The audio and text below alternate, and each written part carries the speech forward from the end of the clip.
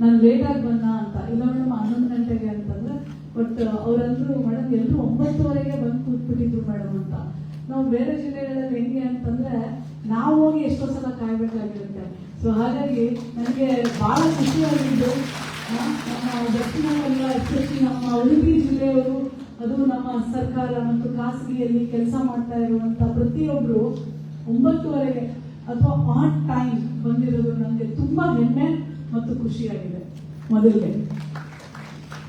ಎರಡನೇದು, ಇವತ್ತು ನಿಮ್ಗೆಲ್ಲರಿಗೂ ಗೊತ್ತೇ ಇರಬೇಕು, ಪಾಶ್ ಅಧಿನಿಯಮ 2013.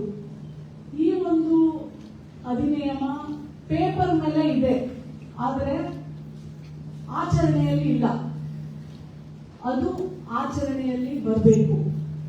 ಎರಡನೇದು, ಪಾಶ್ ಕಮಿಟಿ ಮಾಡೋದು ಪೇಪರ್ ಸಲುವಾಗಲ್ಲ ಅಥವಾ ರೆಕಾರ್ಡ್ ಸಲುವಾಗಲ್ಲ. ಪಾಶ್ ಅಲ್ಲಿ ಕೆಲಸ ಮಾಡ್ತಾ ಇರುವಂತ ಪ್ರತಿಯೊಂದು ಹೆಣ್ಣು ಮಗಳು, ತಾಯಿ, ಮಹಿಳೆ ಸುರಕ್ಷಿತವಾಗಿ ಇರಬೇಕು, ಮಾನಸಿಕವಾಗಿ, ದೈಹಿಕವಾಗಿ. ಅವಾಗಲೇ ಅವಳು ಎಲ್ಲೇ ಕೆಲಸ ಮಾಡಿದ್ರು ಸಹ ಅಲ್ಲಿ ಒಂದು ಒಳ್ಳೆ ರಿಸಲ್ಟ್ ಬರಕ್ ಸಾಧ್ಯ. ಮತ್ತೆ ಅವಳು ಮನೆಗೆ ವಾಪಸ್ ಹೋದಾಗ ತನ್ನ ಕುಟುಂಬವನ್ನು ಸಹ ಖುಷಿಯಿಂದ ಪೋಷಣೆ ಮಾಡಲಿಕ್ಕೆ ಸಾಧ್ಯ ಅನ್ನೋದು ಇದರ ಅರ್ಥ. ಇದು ಕಾರ್ಯಾಚರಣೆಗೆ ಬರಬೇಕು ಅನ್ನೋದು 2013. ಇವತ್ತು 2026 ಇದ್ದೀವಿ. ಎಷ್ಟು ಕಾರ್ಯಾಚರಣೆಗೆ ಬಂದಿದೆ ಅಂತ ನಾಳೆ ನಾವು DC ಆಫೀಸ್ ನಲ್ಲಿ ರಿವ್ಯೂ ತಗೊಂಡಾಗ ಗೊತ್ತಾಗುತ್ತೆ. ಎಲ್ಲರಿಗೂ ಒಂದು ಪ್ರಶ್ನೆ ನನಗೆ ಇಲ್ಲಿ, ಎಲ್ಲ ನೀವು ಕೆಲಸ ಮಾಡ್ತಾ ಇರುವಂತ ಖಾಸಗಿ ಮತ್ತು ಸರ್ಕಾರಿ ಕಚೇರಿಗಳಲ್ಲಿ ಪಾಶ್ ಕಮಿಟಿ ಇದೆಯಾ? ಓಕೆ. ಅಲ್ಲಿ ನನ್ನ ಬ್ರದರ್, ನಮ್ಮ ಮುಸಲ್ಮಾನ ಅಣ್ಣ ತಮ್ಮ, ಗೊತ್ತಿಲ್ಲ ವಯಸ್ಸಲ್ಲಿ, ಪ್ಲೀಸ್ ಎದಳಿ. ನೀವು ಎಲ್ಲಿಂದ ಬಂದಿರೋದು? ಕಾರ್ಕಳ. ನೀವು ಎಲ್ಲಿ ಕೆಲಸ ಮಾಡ್ತಾ ಇದ್ದೀರಾ? ಸಿಟಿ ನರ್ಸಿಂಗ್ ಹೋಮ್ ಅಲ್ಲಿ. ನಿಮ್ದಲ್ಲಿ ಪಾಶ್ ಕಮಿಟಿ ಇದೆಯಾ? ನೀವು ಅದರದ್ದು ಯಾವ ಒಂದು ಆ ಕಮಿಟಿಯಲ್ಲಿ ನೀವು ಏನಾಗಿದ್ದೀರಾ? ನೀವು ಟ್ರಸ್ಟಿನಾ? ನಿಮ್ಮ ಟ್ರಸ್ಟಿಯಲ್ಲಿ ಅಂದ್ರೆ ನೀವು ಒಂದು ಸಿಟಿ ಏನಂದ್ರಿ ನರ್ಸಿಂಗ್ ಹೋಮ್ ಅಲ್ಲಿ ನಿಮ್ದು ಪಾಶ್ ಕಮಿಟಿ ಇದೆಯಾ? ಯಾರು ನಿಮ್ಮ ಅಲ್ಲಿ ಅಧ್ಯಕ್ಷರು? ನೀವೇ ಇದ್ದೀರಾ? ತಗೊಳ್ಳಿ, ಮೈಕ್ ತಗೊಳ್ಳಿ. ನೀವೇ ಅಧ್ಯಕ್ಷರಿದ್ದೀರಾ? ಆಕ್ಚುಲಿ ಪಾಶ್ ಕಮಿಟಿಯಲ್ಲಿ ಅಧ್ಯಕ್ಷರು ಯಾವಾಗಲೂ ಹೆಣ್ಮಗಳು ಇರ್ತಾಳೆ. ಇದು ಅದರ ನಿಯಮ.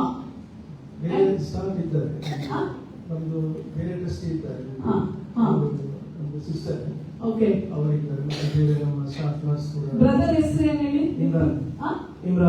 ಇಮ್ರಾನ್ ಬಾಯ್. ಆಕ್ಚುಲಿ ಏನಂತಂದ್ರೆ ಪಾಶ್ ಅಲ್ಲಿ ಹೇಗಿರುತ್ತೆ ಅಂತಂದ್ರೆ, ಆ ಪಾಶ್ ಕಮಿಟಿ ನೀವು ಬಂದಿರೋದು ನನಗೆ ತುಂಬಾ ಖುಷಿಯಾಗಿದೆ.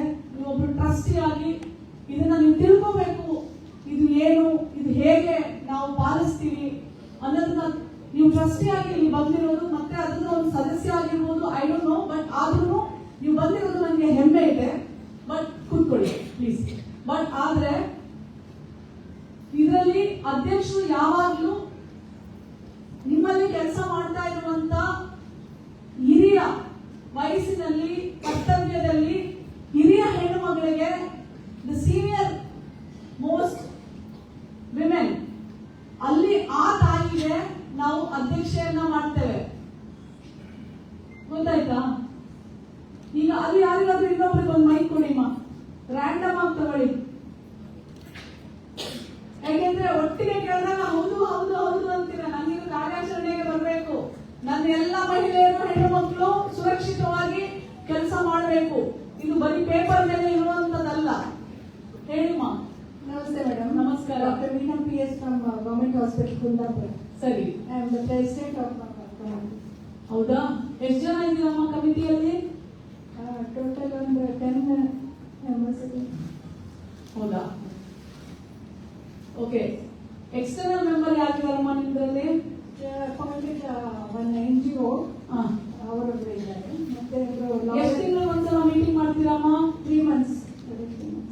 ಎಲ್ಲ ರೆಕಾರ್ಡ್ ಅಲ್ಲಿ ಇದೆಯಮ್ಮ? ಯಾವ್ದಾದ್ರು ಕಂಪ್ಲೇಂಟ್ಸ್ ಇದಾವಮ್ಮ? ಸದ್ಯಕ್ಕೆ ಕಂಪ್ಲೇಂಟ್ಸ್ ಇಲ್ಲ, ಎಲ್ಲರೂ ಆರಾಮಾಗಿದ್ದಾರೆ. If there is anything, we are asked them to give in writing for us, Ah. and we'll discuss internal committee, and then for. ನಿಮ್ಮ ಹತ್ರ ಕಂಪ್ಲೇಂಟೇ ಬಂದಿಲ್ಲ ಅಂತಂದ್ರೆ ಬಂದಾಗ ನೀವು ಯಾವ ತರ ಮಾಡ್ತೀರಮ್ಮ? ನೀವು ಅಧ್ಯಕ್ಷರಾಗಿದ್ದೀರಾ ಅಲ್ವಮ್ಮ? ಯಾವ ತರ ಇದನ್ನ ನೀವು ಕಂಡಕ್ಟ್ ಮಾಡ್ತೀರಾ? ಅವರಿಗೆ ರೈಟಿಂಗ್ ಅಲ್ಲಿ ಕೊಡ್ಲಿಕ್ಕೆ ಹೇಳ್ತೇನೆ ಮೇಡಮ್. ಏನಿದೆ ಆಮೇಲೆ we discuss in our committee and then forward it to the district committee. ಅಂದ್ರೆ ನೀವು ಸರಿಯಾಗಿ ಪಾಲಿಸ್ತಾ ಇಲ್ಲ ಅಂತ ಆಯ್ತು. ಕೊಡಿ, ಮೈಕ್ ಕೊಡಿ. ಹಾಗೆ ತಾಯಿ ಒಂದು ರ್ಯಾಂಡಮ್ ಆಗಿ ಸೆಲೆಕ್ಟ್ ಮಾಡ್ಕೊಳ್ಳಿ, ನೀವೇ ಕೊಡಿ ಒಬ್ಬರಿಗೆ. ಲಾಸ್ಟ್ ಅಷ್ಟೇ ಮುಗಿಸ್ಬಿಡ್ತೀನಿ. ಯಾಕೆಂದ್ರೆ ಇನ್ನು ಗೊತ್ತಿಲ್ಲ ಅನ್ನೋದು. ಉಡುಪಿ ಮತ್ತು ಮಂಗಳೂರು ದಕ್ಷಿಣ ಕನ್ನಡ ಜಿಲ್ಲೆಯವರು ಬಹಳ ಬುದ್ಧಿವಂತರು. ರಿಸಲ್ಟ್ ನೀವೇ ಮೊದಲಿರ್ತೀರಾ. ಮತ್ತೆ ದೌರ್ಜನ್ಯದಲ್ಲೂ ಹಂಗ್ ನೋಡಿದ್ರೆ ಇಲ್ಲಿ ಕಮ್ಮಿನೇ. ಆದ್ರೂ ಕಮ್ಮಿ ಅನ್ನೋದಲ್ಲ, ಝೀರೋಗೆ ಬಂದು ನಿಂತ್ಕೋಬೇಕು. ಅವಾಗಲೇ ಜೋರ ಹೊಡಿಬಹುದು, ಆಗ್ಲೇನೆ ಏನಾದ್ರೂ ಒಂದು ಸಾಧಿಸಿದಷ್ಟು ತೃಪ್ತಿ ಅಲ್ವಾ ಇಮ್ರಾನ್ ಬಾಯ್? ನಮ್ಮಲ್ಲಿ ಒಂದು ಹೆಣ್ಣುಮಗಳು ಅಳಬಾರದು. ಎಸ್ಪೆಷಲಿ ಅವಳು ಕೆಲಸ ಮಾಡ್ತಾ ಇರುವಂತ ಸ್ಥಳದಲ್ಲಿ ಅವಳ ಮೇಲೆ ದೌರ್ಜನ್ಯ ಕೂಡುದು. ಯಾರು ತಗೊಳ್ತಾ ಇಲ್ವಾ ಮೈಕು? ಧೈರ್ಯವಂತರಲ್ವಾ? ತಗೊಳ್ಳಿ, ಪರವಾಗಿಲ್ಲ, ತಪ್ಪಿದ್ರು ಪರವಾಗಿಲ್ಲ. ನಾನು ಆಯೋಗದ ಅಧ್ಯಕ್ಷ ಆದ್ಮೇಲೆ ನನಗೆ ಗೊತ್ತಾಗಿದ್ದು, ಅಲ್ಲಿವರೆಗೂ ಗೊತ್ತಿಲ್ಲ. ನಾನು 22 ವರ್ಷ ಸರ್ವಿಸ್ ಮಾಡಿದ್ದೀನಿ. ನಾನು as A doctor, I am A paediatric dentist. I worked in an institution where I worked as vice principal. I never knew there was a POSH committee at that time. So you ತಲೆ ಕೆಡಿಸ್ಕೊಬಿಡಿ, ನಾನು ನಿಮ್ಮಂಗೇನೆ ಕಲ್ತಿದ್ದೀನಿ ಅಧ್ಯಕ್ಷ ಆದ್ಮೇಲೆ. ಹೇಳಿಮ್ಮ. ನಮಸ್ತೆ ma'am.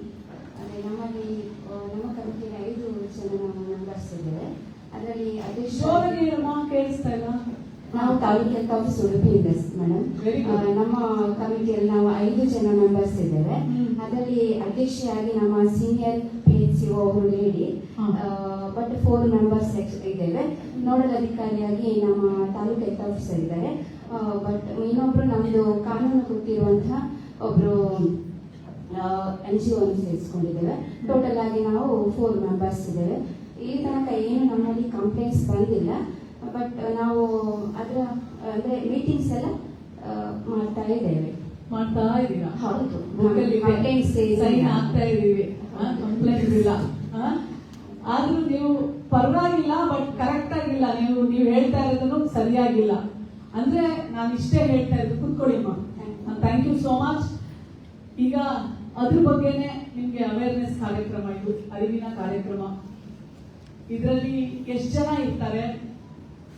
ಎಷ್ಟು ಜನ ಹೆಣ್ಮಕ್ಳೇ ಇರ್ಬೇಕು? ಹಾಗಂತ ಗಂಡ್ಮಕ್ಳು ಇರ್ಬಾರ್ದು ಅಂತಲ್ಲ. ಎಷ್ಟೋ ಸಲ ಹೆಣ್ಮಕ್ಳಿಗಿಂತ ಗಂಡ್ಮಗನೇ ಸಪೋರ್ಟ್ ಮಾಡ್ತಾನೆ. ಎಷ್ಟೋ ಒಂದು ಸಿಚುವೇಶನ್ ಅಲ್ಲಿ ನಾನು ನೋಡಿದ್ದೀನಿ. ಅವರು ಸತ್ಯದ ಪರ ನಿಂತ್ಕೊಳ್ತಾನೆ, ಅವರು ಮ್ಯಾನೇಜ್ಮೆಂಟ್ ಪರ ನಿಂತ್ಕೊಂಡ್ಬಿಡ್ತಾರೆ. ಹಾಗಾಗಿ ಇಬ್ರು ಇರ್ತಾರೆ ಇದರಲ್ಲಿ. ಬಟ್ ಆದ್ರೆ 50% ಹೆಣ್ಮಕ್ಳೇ ಇರಬೇಕು ಅನ್ನೋದು ಆ ಕಾನೂನಲ್ಲಿ ಇದೆ. ಈ ಒಂದು ಪಾಶ್ ಕಮಿಟಿ ನೀವೆಲ್ಲರೂ ನೋಡಿ, ಇಲ್ಲ ಅಂತ ಹೇಳಕ್ಕೆ ಹೋಗ್ಬೇಡಿ. ನಾನು ಒಂದು ಇನ್ಸ್ಟಿಟ್ಯೂಷನ್ ಅಲ್ಲಿ ಕೆಲಸ ಮಾಡಿದ್ದೀನಿ. ಒಂದ್ಸಲ ಒಂದು ಡಾಕ್ಟ್ರು ಒಂದು ಸ್ಟೂಡೆಂಟ್ ಒಂದು PG ಸ್ಟೂಡೆಂಟ್ ಅವಳ ಏಪ್ರಾನ್ ಜೇಬಲ್ಲಿ ಕೈ ಹಾಕಿ ಹಿಂಗೆ ಎಳ್ಕೊಂಡು ತನ್ನ ಹತ್ರ ಹಿಂಗೆ ಜೋರಾಗಿ ಫುಲ್ ಮಾಡ್ತಾ ಇದ್ದ. ಯಾಕೆ ಅಂದ್ರೆ ಮಾರ್ಕ್ಸ್ ಅವನ ಹತ್ರ ಇರುತ್ತೆ. ಕಂಪ್ಲೇಂಟ್ ಮಾಡಿದ್ರೆ ಫೇಲ್ ಮಾಡ್ತಾನೆ. ಆ ತರ ನೀವು ಕೆಲಸ ಮಾಡೋ ಕಡೆ ಕಂಪ್ಲೇಂಟ್ ಮಾಡಿದ್ರೆ ನಿಮ್ಗೆ ಟ್ರಾನ್ಸ್ಫರ್ ಇರುತ್ತೆ, ನಿಮ್ಗೆ ಏನೆಲ್ಲ ಇರುತ್ತೆ. ಅದಾದ್ರೂ ಹೇಳಿದ್ರವಾ? ಅಲ್ಲ, ಟಾರ್ಚರ್ ಓಕೆ ಫೈನ್. ನಿಮ್ದೆಲ್ಲ ಏನಿರುತ್ತೆ ಅವ್ರ ಕೈಯಲ್ಲಿ? ಒಂದ್ ಮೈಕ್ ಕೊಡಿ. ಏನೆಲ್ಲ ಇರುತ್ತೆ ಪ್ಲೀಸ್? ಅದು ಕೊಡಿಮ್ಮ ಪ್ಲೀಸ್. ಏನೆಲ್ಲ ಇರುತ್ತೆ ಅಂತ ಹೇಳಿ. ನಮಸ್ತೆ ಮೇಡಮ್. ನಾನು ಸೀನಿಯರ್ ಸೂಪರ್ವೈಸರ್ ಪ್ರಭಾವ ಪ್ರಾಜೆಕ್ಟ್ ಶಿಷ್ಯೋಪೇಕ್ಷೆ ಯೋಜನೆ ಮೇಡಮ್. ನಮ್ದು ಟೋಟಲ್ ಆಗಿ ಹೇಳ್ಬೇಕಂದ್ರೆ ಸರ್ಕಾರಿ ನೌಕರರ ಭವಿಷ್ಯನೇ ಅಲ್ಲಿ ಇರ್ತದೆ ಅಂತ ಹೇಳ್ಬೋದು. ನಮ್ಮ ಭವಿಷ್ಯ SR ಇರ್ಬೋದು, CR ಇರ್ಬೋದು, ಪ್ರತಿ ವರ್ಷ ಕೊಡುವಂಥದ್ದು. ಮತ್ತು ನಾವು ದಿನನಿತ್ಯ ಕೆಲಸ ಮಾಡುವಂತ ಸ್ಥಳದಲ್ಲಿ ಆಗಿರ್ಬೋದು ಅಥವಾ ಫೀಲ್ಡ್ ಕೆಲಸ ಮಾಡುವಾಗ ಸಹಿತ ನಮ್ದು ಒಂದು ದೌರ್ಜನ್ಯ ನಡೀಬಹುದು ಅಂತ ಬಹಳಷ್ಟು ಜನ ಕಂಪ್ಲೇಂಟ್ ಕೊಡ್ಲಿಕ್ಕೆ ಹಿಂದೆ ಬಂದೆ ನೋಡ್ತಾರೆ. ಇವತ್ತಿನ ದಿನಗಳಲ್ಲಿ ಅದರ ಪ್ರಮಾಣ ತುಂಬಾ ಕಡಿಮೆ ಆಗಿದೆ. ನಿಮ್ಮಂತವ್ರನ್ನ ನೋಡಿ ನಾವೆಲ್ಲ ಕಲ್ತ್ಕೊಂಡಿದ್ದೇವೆ. ಸಾಕಷ್ಟು ಈ ಪ್ರೋಗ್ರಾಮ್ ನೋಡ್ತಾ ಇರ್ತೀವಿ ಮೇಡಮ್. ಎಲ್ಲೋ ನಮ್ಮ ಅಂಗನವಾಡಿ ಸಹಾಯಕ ಹೇಳ್ತಾರೆ, ಮೇಡಮ್ ನೋಡುವಾಗ ತುಂಬಾ ಖುಷಿ ಆಗ್ತದೆ ಅನ್ನುವಂಥ ಒಂದು ಅಭಿಪ್ರಾಯ ನಮ್ಮ ಜಿಲ್ಲೆಯಲ್ಲಿ ನಿಮ್ಮ ಬಗ್ಗೆ ತುಂಬಾ ಇದೆ madam. Anganwadi workers and helpers ನೀವೊಂದೊಂದು ನಿನ್ನೆ ಸಹಿತ ವಿಡಿಯೋ ಹಾಕ್ತಾರೆ. ನಮ್ಮ ಅಂಗನವಾಡಿ ಕೇಂದ್ರದಲ್ಲಿ ಮೂಲಭೂತ ಸೌಕರ್ಯ ಒಂದು ಕಡಿಮೆ ಇದ್ದಾಗ ನೀವು ಅಲ್ಲಿ ಯಾವ ರೀತಿಯಾಗಿ ಫೈಟ್ ಮಾಡಿದ್ರಿ, ಅವಾಗ ನೀವೊಂದು ನಿಮ್ಮ ಇಂಪ್ರೆಷನ್ ಅಂತ ಹೇಳ್ಬೋದು. ಇದು ಒಂದು ಆಕ್ಟ್ 2023 ಬಂದಿದೆ ಮೇಡಮ್. ಇಂಪ್ಲಿಮೆಂಟೇಷನ್ ಎಲ್ಲೋ ಒಂದ್ಸತಿ ನಾವು ಎಡವಿದ್ದೀವಿ ಅಂತ ನಮ್ಮ ಒಳ ಮನಸ್ಸು ಇರ್ತಾ ಇದೆ. ಮನಸ್ಸಲ್ಲ, ಹೊರ ಮನಸ್ಸು ಒಳ ಮನಸ್ಸು ಎಡವೇ ಇದ್ದೀವಿ.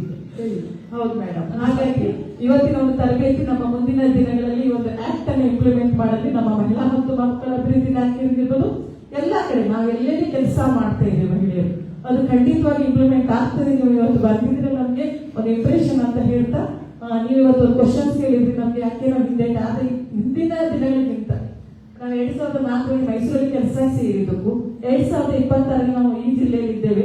ನಮಗೆ ಸಾಕಷ್ಟು ಒಂದು ಅನುಭವ ಆಗಿದೆ. ನಮ್ಮ ಹಕ್ಕಿಗಾಗಿ ನಾವು ಹೋರಾಟ ಮಾಡ್ತಾ ಇದ್ದೇವೆ ಮೇಡಮ್. ನಿಮ್ಮ ಇಂಪ್ರೆಷನ್ ಆಗಿರ್ಬೋದು, ಇಲಾಖೆ ಅಧಿಕಾರಿಗಳೆಲ್ಲರೂ ಸಹಿತ ನಮಗೆ ಸಪೋರ್ಟ್ ಮಾಡ್ತಾ ಇದ್ದಾರೆ ಮೇಡಮ್. ಈ ಆಕ್ಟ್ ಖಂಡಿತವಾಗಿ ನಾವು ಇಂಪ್ಲಿಮೆಂಟ್ ಮಾಡ್ತೇವೆ madam. Thank you madam, thank you very much. ಖಾಸಗಿಯಿಂದ ಬಂದಿರೋರು ಯಾರಾದ್ರೂ ನಿಮ್ಗೆ ಏನ್ ಸಮಸ್ಯೆ ಆಗುತ್ತೆ, ಖಾಸಗಿ ಅವ್ರನ್ನಂತೂ ಕೇಳಲೇಬೇಡಿ, ಕೆಲಸದಿಂದಾನೇ ತೆಗೆದಾಕ್ಬಿಡ್ತಾರೆ. ಅಟ್ಲೀಸ್ಟ್ ನಮ್ಮ ಸರ್ಕಾರದಲ್ಲಂತೂ ನೀವೇನ್ ತೆಗಿಯಕ್ ಆಗುದಿಲ್ಲ, ನಾವು ಫೈಟ್ ಮಾಡ್ತೀವಿ, ನಾವು ಕೋರ್ಟಿಗೆ ಹೋಗ್ತೀವಿ, ಮೇಲ್ಗಡೆ ಇರೋರು ಕೆಳಗಡೆ ಇಬ್ರು ಹೆದರ್ಕೊಳ್ತಾರೆ. ಅದು ನಮ್ಮ ಖಾಸಗಿ ಅವ್ರಿಗೆ ಎಲ್ಲ ಟಾರ್ಗೆಟ್. ಆ ತಾಯಿ ಒಂದೇ ಒಂದು ಸಣ್ಣ ಕಂಪ್ಲೇಂಟ್ ತಗೊಳ್ಳಂದ್ರೆ ತೆಗೆದು ಬಿಟ್ರು, ಯಾವ್ದೋ ಒಂದು ನೋಟಿಸ್ ಕೊಟ್ಟು ತೆಗೆದು ಬಿಡ್ತಾರೆ. ತುಂಬಾ ಕಷ್ಟ ಇದೆ, ಎಸ್ಪೆಷಲಿ ಇನ್ ಪ್ರೈವೇಟ್ ಸೆಕ್ಟರ್ಸ್. ಯಾರಾದ್ರೂ ಇದ್ದೀರಾ? ಇದ್ರು ಮಾತಾಡುವುದಿಲ್ಲ ಅಲ್ವಾ? ಇಟ್ಸ್ ಓಕೆ, ಆಯ್ತು. ಇವತ್ತಿನ ಅರಿವಿನ ಕಾರ್ಯಕ್ರಮ ನಿಮ್ಮೆಲ್ಲರ ಬದುಕಲ್ಲಿ ಶಕ್ತಿ ತುಂಬಲಿ. ಬರೀ ನಿಮ್ಮ ಬದುಕಲ್ಲ, ಇಷ್ಟು ಜನ ಇದ್ದೀರಾ ಅಂದ್ರೆ ಇಡೀ ಉಡುಪಿನೇ, ಅದು ಸ್ಕೂಲ್ಸ್ ಇರ್ಬೋದು, ಕಾಲೇಜ್ ಇರ್ಬೋದು, ಹೋಟೆಲ್ಸ್ ಇರ್ಬೋದು, ಹೋಮ್ ಸ್ಟೇ ಇರ್ಬೋದು, ರೆಸ್ಟೋರೆಂಟ್ಸ್ ಇರ್ಬೋದು, ಇನ್ಸ್ಟಿಟ್ಯೂಷನ್ಸ್ ಇರ್ಬೋದು, ಕಚೇರಿಗಳಿರ್ಬೋದು, ಪ್ರತಿಯೊಂದು ಕೆಲಸ ಮಾಡುವಂತ ಸ್ಥಳದಲ್ಲಿ 10ಕ್ಕಿಂತ ಹೆಚ್ಚು ಮಹಿಳೆಯರು ಕೆಲಸ ಮಾಡುವಂತ ಸ್ಥಳದಲ್ಲಿ, ಅದು ಪೊಲೀಸ್ ಸ್ಟೇಷನ್ಗಳಿರ್ಬೋದು. ಎಲ್ಲ ಸ್ಟೇಷನ್ಗಳಲ್ಲಿ ಇದೆಯಾ? ಮೈಕ್ ತಗೊಳ್ಳಿ. ಓಕೆ, ಅಲ್ಲ, ನೀವು 10 ಜನ ಕೆಲಸ ಮಾಡ್ತಾ ಇದ್ದೀರಾ ಅನ್ಕೊಳ್ಳಿ, ಅಲ್ಲಿ 2 ಮಹಿಳೆಯರು ನೀವು ಮಾಡಬೇಕು.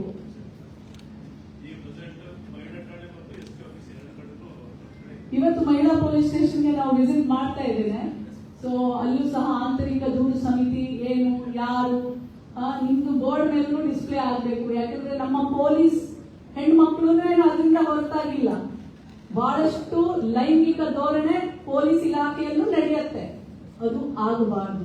ಅಂದ್ರೆ ಎಲ್ಲಾ ಕಡೆ ಪೊಲೀಸ್ ಇಲಾಖೆಯಲ್ಲೂ ಅವಳು, ಅಂದ್ರೆ ನಾವು ಹೋದಾಗ ನಿಜವಾಗ್ಲೂ ಗ್ರೇಟ್ ಪೊಲೀಸ್. ನಾನು ಹೇಳ್ತೀನಲ್ಲ, ಹೆಣ್ಮಗಳು ಎಷ್ಟು ಅವಳಿಗೆ ಏನೇ ಕಷ್ಟ ಇದ್ರು ಹೇಳ್ಕೊಳ್ಳೋದೇ ಇಲ್ಲ. ಹಾಗೂ ನನ್ಗೆ ಪರ್ಸನಲ್ ಆಗಿ ನಮ್ಗೆ ಹೇಳ್ದಾಗ ಅನ್ಸುತ್ತೆ, ಅವಾಗ ಹೇಳ್ತಾರೆ ಮೇಡಮ್ ನಿಜವಾಗ್ಲು ನೋಡಿ, ಈಗ ಅಲ್ಲಿ ಹೆಣ್ಮಕ್ಳು ಇದ್ದಾರೆ, ಪೊಲೀಸ್ ಹೆಣ್ಮಕ್ಳು ಅಲ್ಲಿ ನಿಂತಿದ್ದಾರೆ, ನಾನು ಬೆಳಗ್ಗೆಯಿಂದ ಓಡಾಡ್ತಾ ಇದ್ದೀನಿ, ಅವರು ನಾನು ಎಲ್ಲೋ ಒಂದ್ ಕಡೆ ಸ್ಟೇಜ್ ಮೇಲೆ ಕೂಡ್ತೀನಿ, ಅವರು ಇಡೀ ದಿನ ಕೂಡೋದಿಲ್ಲ, ಹಂಗೆ ನಿಂತಿರ್ತಾರೆ. ಪೀರಿಯಡ್ಸ್ ಇರುತ್ತೆ, ಹಾಲು ಉಣಿಸ್ತಾ ಇರ್ತಾರೆ ಮಕ್ಕಳಿಗೆ, ಪೊಲೀಸ್ ಹೆಣ್ಮಕ್ಳು. ಅವರಿಗೆ ಮನೆಯಲ್ಲಿ ಅತ್ತೆ ಮಾವಂದು ಗಂಡಂದು ಎಲ್ಲ ಸಮಸ್ಯೆ ಇರುತ್ತೆ. ಎಲ್ಲವನ್ನೂ ಬದಿಗಿಟ್ಟು ನಮ್ ಸಲುವಾಗಿ ಪ್ರತಿ ಹಗಲು ರಾತ್ರಿ ಆ ಪೊಲೀಸ್ ಹೆಣ್ಮಗಳು ದುಡಿತಾಳಲ್ಲ, ಅವಳಿಗೊಂದು ನಿಜವಾದ ದೊಡ್ಡ ಸಲಾಮ್.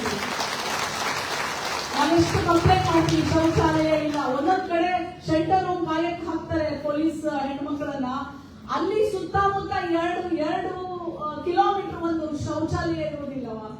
ಅವರು ಮತ್ತೆ ಪೊಲೀಸ್ ಇನ್ಸ್ಪೆಕ್ಟರ್, ಪೊಲೀಸ್ ಹೆಣ್ಮಕ್ಳೆಲ್ಲರೂ ಪ್ಯಾಂಟ್ ಹಾಕೊಂಡಿರ್ತಾರೆ. ಜಸ್ಟ್ ಇಮ್ಯಾಜಿನ್ ಮಾಡಿ ಅವರು ಎಷ್ಟು ಕಷ್ಟದಲ್ಲಿ ಇರ್ತಾರೆ ಅಂತ. ಹಾಗಾಗಿ ನನಗೆ ನನ್ನ ಗಮನಕ್ಕೆ ಬಂದ್ರೆ ನಾನು ಇಮಿಡಿಯೇಟ್ಲಿ SP ಅವ್ರಿಗೆ, DCP ಅವರು, DG ಅವ್ರಿಗೆ, IG ಅವ್ರಿಗೆ ಎಲ್ಲ ಗಮನಕ್ಕೂ ತಗೊಂಡ್ ಬರ್ತೀನಿ, ಇದು ನೋಡಿ ಈ ಸಮಸ್ಯೆ ಇದೆ ಅಂತ. ಬಟ್ ಆಯೋಗದ ಅಧ್ಯಕ್ಷ ಯಾವಾಗ ಸರ್ ಕೂತ್ಕೊಳ್ಳಿ ಪ್ಲೀಸ್, ಯಾವಾಗಲೇ ಹೇಳಿದಾಗಲೂ ಸಹ ಸಕಾರಾತ್ಮಕವಾಗಿ ಸ್ಪಂದಿಸ್ತಾರೆ. ಹಾಗಾಗಿ ಈ ಕಾರ್ಯಕ್ರಮದ ಅರಿವು ನಿಮ್ಮಲ್ಲೆಲ್ಲ ಅಷ್ಟೇ ಅಲ್ಲ, ಪ್ರತಿಯೊಂದು ಕಡೆನೂ ನಡಿಬೇಕು. ನೀವು ಕೇಳಿ, ನಿಮ್ಮ ಎಲ್ಲರನ್ನ ಭೇಟಿ ಆದಾಗ ನಿಮ್ಮ ಸ್ಕೂಲ್ನಲ್ಲಿ ಆಂತರಿಕ ದೂರು ಸಮಿತಿ ಇದೆಯಾ, ಯಾರು ಅದಕ್ಕೆ ಅಧ್ಯಕ್ಷರು, ಡಿಸ್ಪ್ಲೇ ಬೋರ್ಡ್ ಇದೆಯಾ, 3 ತಿಂಗಳಿಗೊಮ್ಮೆ ಮೀಟಿಂಗ್ ಆಗತ್ತಾ, ಆ ಮೀಟಿಂಗ್ ಅಲ್ಲಿ ನಿಮ್ಮ ಸಮಸ್ಯೆಗಳು ಪರಿಹಾರ ಆಗತ್ತಾ, ಇದನ್ನೆಲ್ಲ ನೀವು ವಿಚಾರಿಸ್ಕೊಳ್ಳಿ.